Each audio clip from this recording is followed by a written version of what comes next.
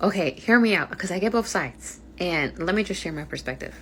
They also commented that, like, sometimes the RBTs know more ABA than the BCBA.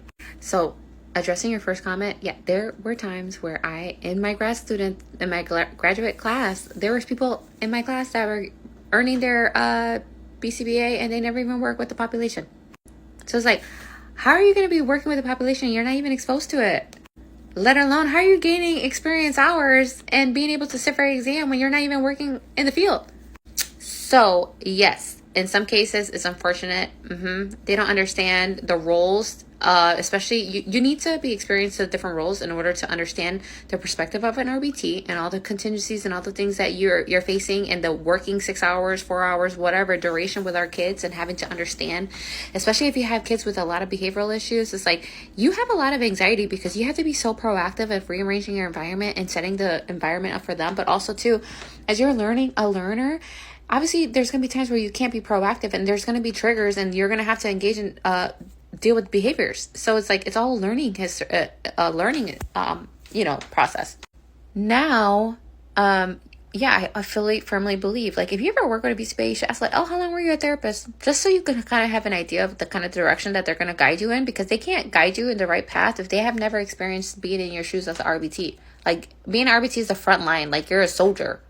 So anyways, when it goes to, they ask me what targets my client should work on. Obviously, we do assessments. But since you guys are working directly one-to-one, and we are only BCBAs only supervise like 10% of the hours. So you guys are considered the experts of what targets you think that we should be working on.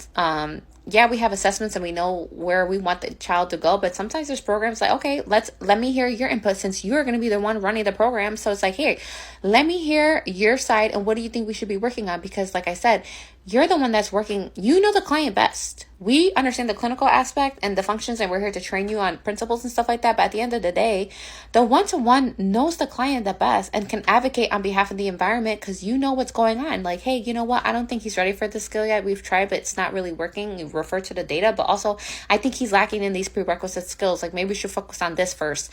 So you guys are supposed to be working as a team. So it's a good thing that the BCBA is asking you what you think you should be working on, because that's them actually connecting with you and asking, hey, what do you think that you guys are struggling with? Or what programs do you think will be beneficial while you guys are working here together? Yeah, we have these goals, but also your input is important. If your BCBA is not asking you, like, oh, what do you think should, asking you insight on, like, your learner and you and the services, like, that's kind of like a red flag. Like, wouldn't you want your BCBA to be communicating with you and, like, hearing, problems that you're dealing with, or programs that you feel like that might be fitting, or some that are not? Like, yeah, I think we should discontinue this. Like, they're not there yet. Like, why waste all of our time trying to work on a goal when that kid has the prerequisite skills, and, like, waste time that's valuable when we could be working on targets that could be actually beneficial for them?